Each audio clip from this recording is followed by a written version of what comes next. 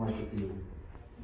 Bueno, con respecto a la cavidad oral, lo primero que vamos a hacer es definir las estructuras que la van a conformar.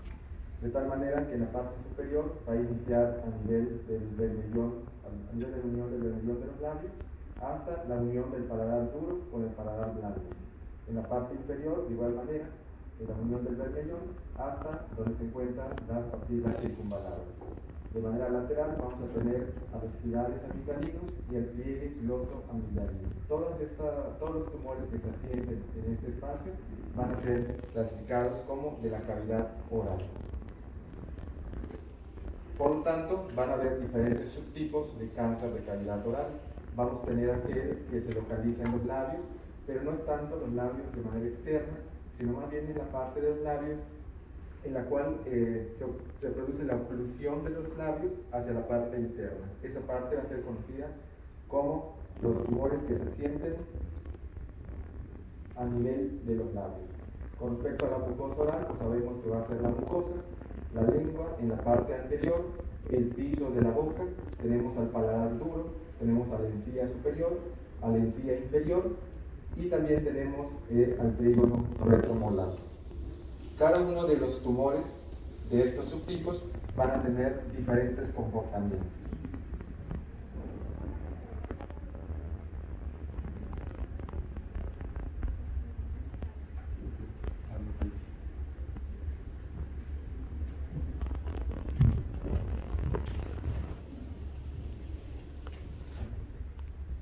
Bueno, si nosotros tomamos en cuenta a todas las lesiones que se van a producir en la cavidad oral, todas las lesiones que se van a producir en la boca, la incidencia de estos va a ser de un 4%.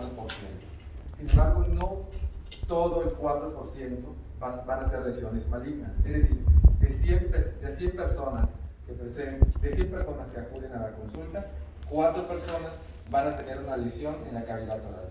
Pero solamente el 15% de ese 4% van a resultar con una histología maligna. Es decir, que va a tener una incidencia del 0.6% aproximadamente.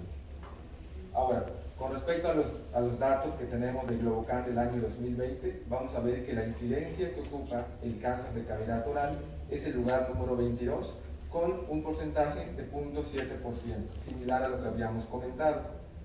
Ahora, si nosotros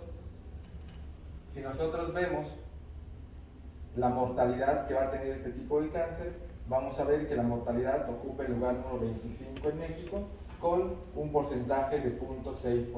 Esto según los datos del Globocan del año 2020. Ahora, ya hablamos de todas las lesiones que se producen en la boca y sabemos que el 4%, pues el 4% de los pacientes van a tener lesiones y de estos el 15% van a ser malignos. Ahora, si nosotros tomamos en cuenta a todos los cánceres que se van a producir en el cuerpo, vamos a ver que el cáncer de cavidad oral va a ocupar el 2% de la totalidad de todas las neoplasias. De tal forma que solamente por el hecho de estar vivos vamos a tener un riesgo de presentar cáncer de cavidad oral de 0.4%, siendo esta relación discretamente mayor en relación con el sexo masculino, 1.4 por una mujer. Y la edad va a ser de aproximadamente 60 años. Si nosotros vemos este estudio del Instituto Nacional de Cancerología del año 2019, podemos ver que la totalidad de los cánceres que se atendieron fue de 1.9%, que es similar a lo que habíamos comentado, 2%, y en el caso de las mujeres se presentó en el 37% y en el caso de los hombres en el 62%, con una edad media que habíamos comentado de 60 años. Ahora, el hecho de que se tenga una mayor frecuencia en las personas de 60 años no significa que no se presente en diferentes edades, de tal manera que podemos ver que incluso en edades tempranas como los 21 a 25 años, el riesgo de presentar cáncer de cavidad oral es de un 2.7%, e incluso en el grupo de edad de 91 a 95 años, el riesgo de presentar cáncer de la cavidad oral viene siendo de 0.9%. Si somos más detallistas, vamos a ver que con respecto al género masculino, el grupo de edad de 51 a 55 años es el que ha concentrado mayor porcentaje de cáncer de cavidad oral con 15%, Y en el caso de las mujeres, el grupo de edad de 56 a 60 años de edad. Como vemos con los datos anteriores, el grupo de edad entre 50 y 60 años pues es el más afectado. Ahora, habíamos comentado que iban a haber diferentes subtipos de cáncer de cavidad oral y aquí los podemos ver. El más frecuente es el que se asienta sobre la lengua, con un 30%. Posteriormente tenemos a los labios con 18%, la encía 14%, el paladar 12% y la mucosa de la boca, el piso de la boca y el trígono con 8% aproximadamente.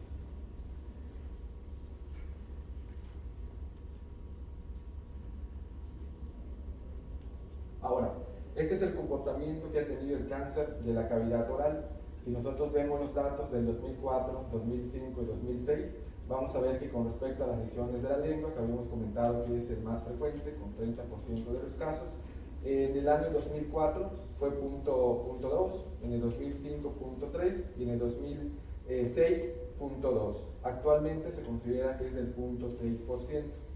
Cuando vemos el cáncer que se encuentra a nivel de los labios, vamos a ver que actualmente representa el 0.3% de todos los cánceres y con respecto a la encía el 0.2%.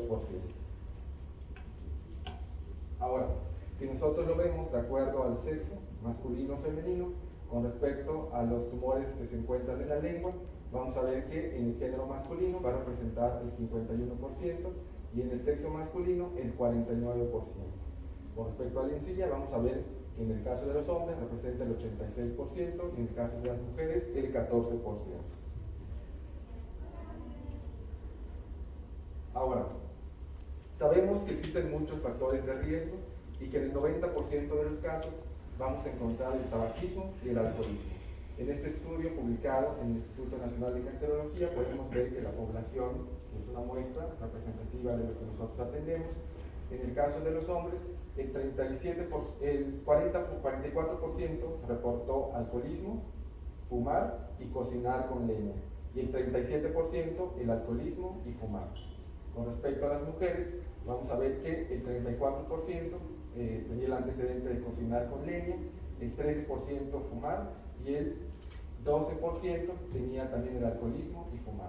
Si nosotros vemos, el tabaquismo estuvo presente en la mayor cantidad de porcentajes de los pacientes, similar a lo que nos reporta la literatura. Ahora, existe un grupo de pacientes muy pequeño en los cuales este cáncer está relacionado con BPH.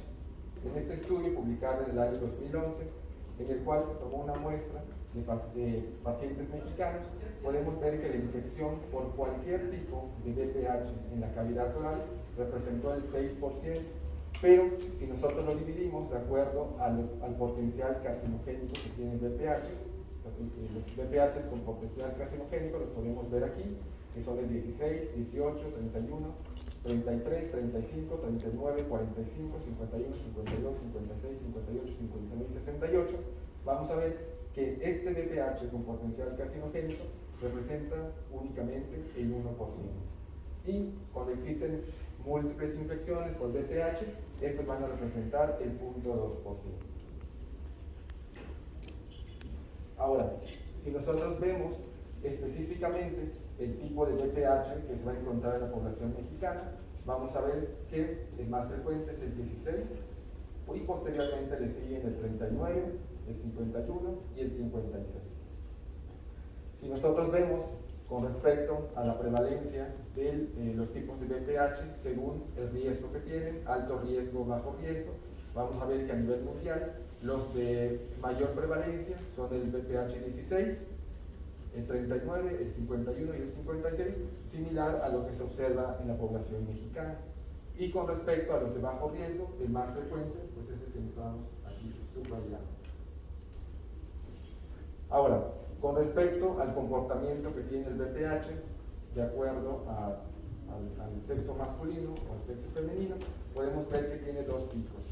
Un pico aproximadamente a los 25 años y el siguiente pico aproximadamente a los 55 años de edad en los hombres, y en las mujeres también presenta los picos, pero menos pronunciados. Que de igual manera tienen una distribución de edad similar. Con respecto al BPH, pero ahora sí, dependiendo si son de alto riesgo o de bajo riesgo, vemos también los picos que presentan, los cuales se relacionan también con la edad más frecuente de cáncer de cavidad oral. Y con respecto a los BPH de bajo riesgo, vemos que la distribución es más homogénea. Ahora, ya vimos nosotros, ya definimos cuáles son los tumores de la cavidad oral, ya vimos también la incidencia, la mortalidad, el riesgo que tenemos de presentar cáncer de cavidad oral solamente por existir, la edad, los factores de riesgo más comunes y también los relacionados con BPH, que realmente es un porcentaje muy bajo y que de hecho de rutina no es indicativo realizarlo, ¿sí? El tamizaje de BPH en pacientes con cáncer de cavidad oral no es estricto. Este BPH solamente debe hacerse cuando son cánceres de histología escamosa de la orofaringe. Si no cumplen esta característica, pues realmente no es necesario realizarlo. Ahora, ¿cómo vamos a identificar nosotros las lesiones que pueden ser potenciales de ser cáncer de cavidad? Habíamos dicho que de 100 pacientes, 4 van a presentar lesiones y de estos habíamos dicho que 0.6%, o sea el 15% de este 4%, van a ser lesiones malignas. Bueno, tenemos que son lesiones que no van a cicatrizar, lesiones o parches blancos de consistencia firme, eritoplasia, también crecimientos anormales en la boca, o crecimientos exofíticos, incluso ganglios cervicales, o también alguna alteración que tuviésemos en las piezas dentales, el dolor referido y el sangrado. ¿Sí? Podemos ver aquí las imágenes, aquí podemos ver los parches blancuzcos que podemos ver de consistencia firme, los parches rojizos, los crecimientos exofíticos o incluso pues aumentos de volumen. Bueno, sabemos nosotros que con respecto a las lesiones que tienen un potencial de transformación maligna, sabemos que los más frecuentes van a ser las leucoplaquias y de aquí le siguen las eritoplaquias. Pero van a haber también otras lesiones que van a tener un potencial de transformación maligna, que en un momento vamos a ver. Solamente por el hecho de que un paciente presente una leucoplaquia, el riesgo de transformación maligna por año es de 1.56%. Y si presenta una eritoplaquia, el riesgo de transformación maligna por cada año de 2.7%. De tal manera que el riesgo de transformación maligna acumulado de las leucoplaquias es de 8.6 y las eritoplaquias mayor de 30%. Sin embargo, existen también lesiones como las leucoplaquias verrucosas proliferativas que solamente por presentarse tienen un riesgo de transformación maligna al año del 9.3% y el acumulado cerca del 50%. Pero también existen lesiones como el líquen plano y también lesiones liquenoides, que como vemos también tienen un riesgo de transformación maligna, aunque menor. Ahora, un paciente, sabemos que las eritoplaquias se van a presentar en los pacientes, pero vamos a ver aquí de acuerdo a los subsitios que habíamos comentado. En este estudio publicado por Zimmerman, podemos ver que la edad promedio en la que los pacientes van a presentar una leucoplaquia de localización en la lengua es de los 55 años y aquellos que se van a localizar a nivel de la encía, la edad promedio es de 66. Pero ¿cuánto tiempo tiene que pasar en promedio para que pues se convierta a un carcinoma? En el caso de la lengua, los pacientes que debutan con una leucoplaquia, se observó que pasan un poquito más de 6 años para que tengan una transformación maligna. Y con respecto a la encía, vemos que el tiempo es de 8.6 años. Y posteriormente vemos que las lesiones que se localizan en el piso, en el paladar y en los labios, pues el tiempo es un poquito mayor. Ahora, con respecto a las leucoplaquias, existen diferentes tipos. Tenemos las leucoplaquias homogéneas, en los cuales el riesgo de transformación va a ser de 6.5%, las eritroleucoplaquias de 23% y las que presentan displasia, focos de displasia, son los que tienen mayor riesgo de transformación maligna en un 36%. Cuando nosotros hablamos acerca de las displasias. Si se reporta una displasia moderada o grave, sabemos que va a tener un riesgo de transformación maligna mayor o 2 veces mayor en relación con las displasias leves. Ahora, en este estudio podemos ver que los pacientes con cáncer de cavidad oral, el tiempo promedio hasta que acuden a recibir una atención médica, vamos a ver que en el caso de los hombres, en el grupo de edad de 30 a 49 años, el tiempo promedio es de 147 días, en tanto que en el sexo femenino de 190 días. Pero aquí lo importante es que conforme más joven sea el paciente, 30 a 39 años, el tiempo en el que va a acudir a recibir la atención es menor, 152 días, en comparación con los otros grupos de edad. Ahora, esto es importante porque mientras más temprano acude el paciente a recibir la atención, los estadios tempranos van a ser más frecuentes.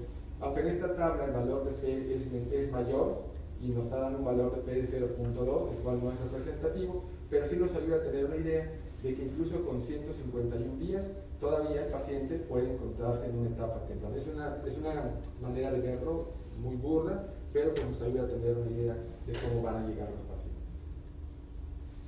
Ahora, ya vimos algunas características de la cavidad oral, pero ¿qué vamos a hacer cuando nos llegue un paciente? Bueno, de acuerdo a lo que nosotros vimos previamente, lo primero que tenemos que hacer, una historia clínica y una exploración física. Y también la toma de biopsia de la lesión. Es muy importante que cuando nosotros tomemos la biopsia, tomemos una biopsia profunda. ¿Por qué? Porque nos va a hablar acerca de la invasión, de la profundidad de la invasión que va a tener el tumor, que nos va a indicar el tratamiento que le vamos a dar al paciente. Ahora, es muy importante saber que estos pacientes, cuando debutan, hasta el 66% de los pacientes pueden tener ganglios positivos y hasta el 25% pueden tener actividad metastásica. Recordemos que los diferentes subtipos tienen diferente comportamiento. Solo para recordar, tenemos aquí los niveles del cuello, el 1, el 2, 3 y 4, que está en relación al esternocleidomastoideo, y el 5, que está posterior al as del esternocleidomastoideo. Esto es solo para tener una idea de cómo van a drenar los tumores de la cavidad oral. Ahora, este estudio, que es un estudio clásico del Dr. Shah, que se publicó desde el año de 1990, pacientes específicamente con cáncer de cavidad oral, observó que aquellos a quienes se realizaba una disección electiva, es decir, aquellos en los que clínicamente no tenían datos de adenopatías, es decir, ganglios inflamados a nivel del cuello, observaban 34% de enfermedad. Es decir, clínicamente no palpa nada, pero 34% tienen enfermedad. Y cuando se palpa ganglios crecidos, el 76% van a resultar con enfermedad. Esto es muy importante, ¿sí? Ahorita vamos a ver con respecto a los cánceres de cavidad oral, podemos ver aquí la disección electiva y la disección terapéutica. Habíamos dicho que aunque nosotros no palpemos enfermedad en el cuello, sabemos que cerca del 35% van a tener enfermedad. Y si lo palpamos, cerca del 75%. Pero la pregunta es, ¿qué vamos a palpar? Y en el caso de que le vayamos a dar tratamiento, ¿hasta dónde vamos a realizar la disección? Entonces, esto de manera retrospectiva podemos ver que cuando realizamos una disección o cuando se realizó la disección electiva, es decir, cuando no palpamos ganglios crecidos en el cuello, el riesgo de afectación en el nivel 1, de acuerdo al esquema que vimos previamente, es del 60%, en el nivel 2 del 51% y en el nivel 3 del 26%.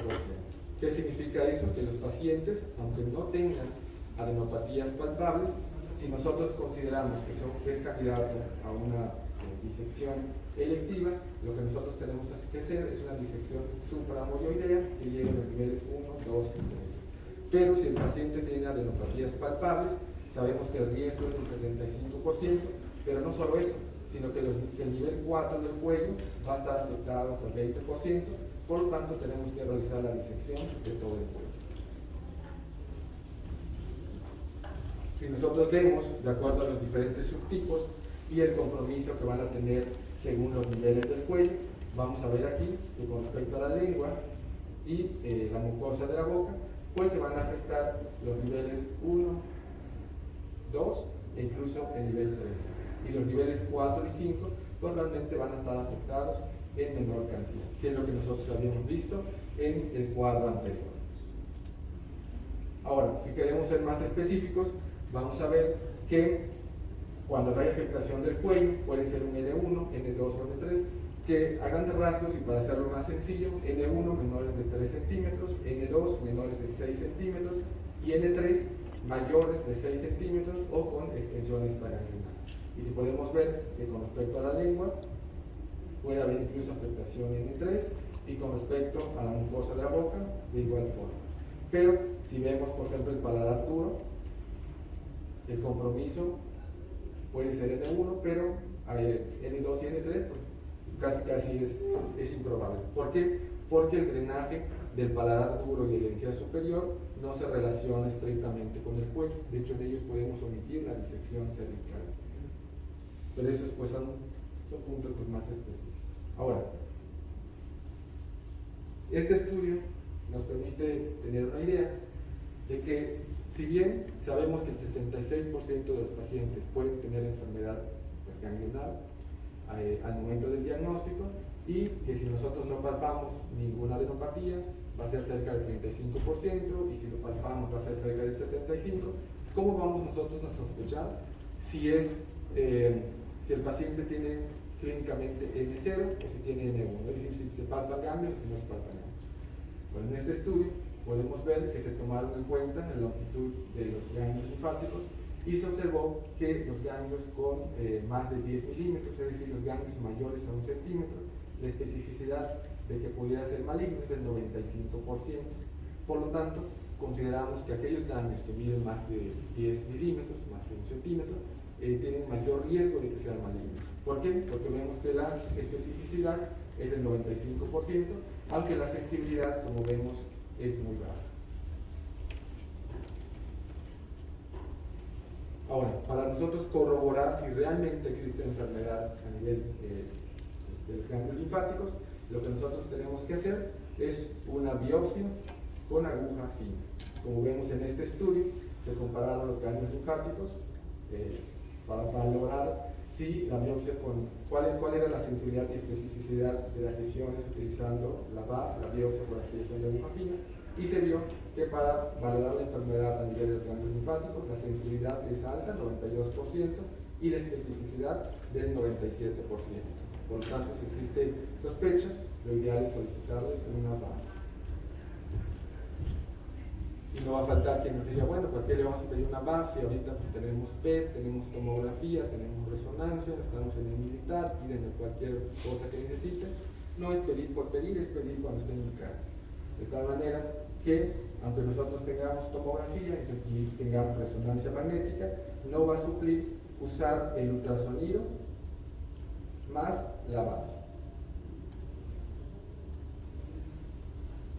Y también no va a faltar quien nos diga, bueno, pues, ¿para qué le voy a explorar el cuello si le puedo tomar una tomografía? Bueno, en este estudio podemos ver que ya sea de manera prospectiva o de manera retrospectiva, la tomografía nos va a ayudar no tanto para ver los ganglios, sino para ver la extensión que pudiera tener la enfermedad. Y la tomografía, pues, es un complemento a la exploración física.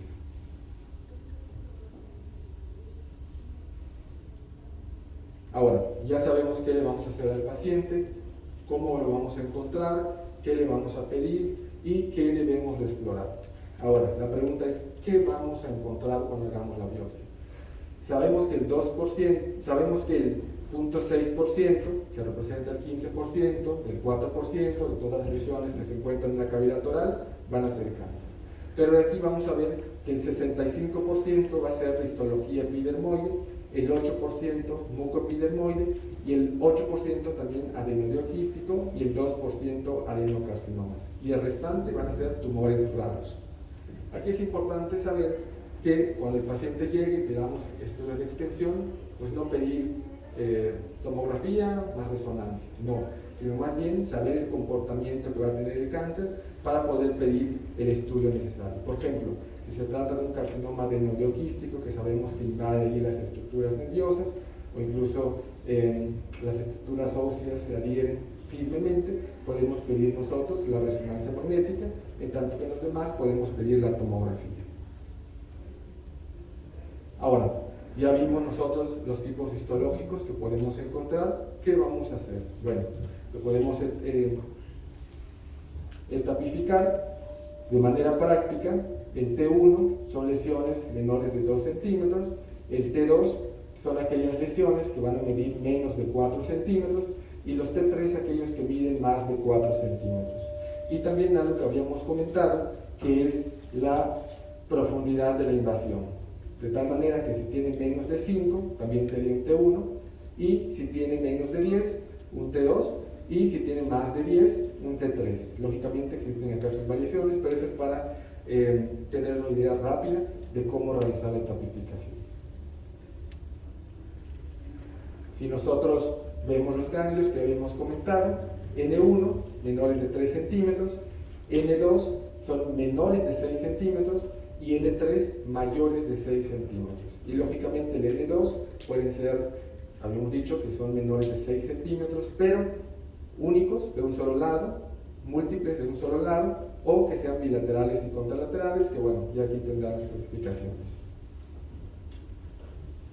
Y la metástasis, si se encuentra presente o si no se encuentra presente, y ya de allí podemos nosotros tener pues nuestros grupos, el estadio clínico 1, T1 en estadio M0, es decir, menores de 2 centímetros sin ganglios, el estadio clínico 2, menores de 4 centímetros sin ganglios, y el estadio clínico 3, ya cuando existen adenopatías. Con respecto al tratamiento, vamos a ver que el tratamiento que se da en los cánceres de cavidad oral, cirugía, radioterapia y quimioterapia. Aquí no voy a entrar tanto detalle porque cada subtipo de cáncer se va a tratar de manera diferente. Pero es importante conocer que pues, el tratamiento cirugía, que es lo principal que se debe otorgar en caso de que sean leucorregionalmente avanzados. En los estadios clínicos 1 y 2, que son estadios tempranos, pues aquí la cirugía, y en los estadios clínicos 3, en los cuales pues, ya hay adenopatías o incluso hay tumores mayores de 4 centímetros, pues ya estos se van a quimio, radioterapia, a grandes rasgos. Ahora, vimos un paciente, ya se le dio el tratamiento, ya lo operaron, probablemente ya recibió su radioterapia, ya recibió la quimioterapia en caso de que lo amerite. ¿Qué va a pasar? ¿Cómo van a evolucionar nuestros pacientes? Bueno, tenemos que vigilarlos los primeros 2 años, cada 3 a 4 meses. ¿Por qué? Porque sabemos que en los primeros 2 años el 80% va a recaer. Pero la pregunta es, ¿dónde va a recaer? Sabemos que el 60% las recurrencias van a ser locales. Y también es importante saber que hasta 30% de estos pacientes van a presentar segundos primarios, es decir, otro tipo de cáncer. ¿Y cuál es la sobrevida que van a tener los pacientes con cáncer? Porque no solo tratarlos y saber cómo les va, necesitamos saber cómo les va a ir a estos pacientes. De tal manera que los pacientes que tienen un estadio clínico 1, que habíamos dicho menores de 2 centímetros, la sobrevida es 5 años, 60%. En el estadio clínico 2, cuando tienen menos de 4 centímetros, 50%. En el estadio clínico 3, que ya son los locos regionalmente avanzados, que son incluso T3 más de 4 centímetros, o con ganglios positivos, cerca de 40%, y cuando ya son metastásicos, la sobrevida es 5 años, disminuye hasta el 30%. Bien, pues eso es en general el abordaje y la manera de orientarnos con respecto al cáncer de la cavidad oral. No sé si alguno de ustedes tiene alguna pregunta.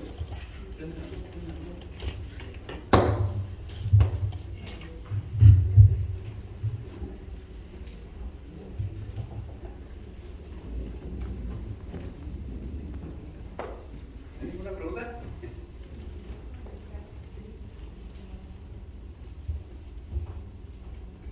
Muy bien, pues bueno, les reitero que me encuentro en el turno matutino y para cualquier cosa que ustedes requieran me pueden encontrar en los consultorios. Gracias.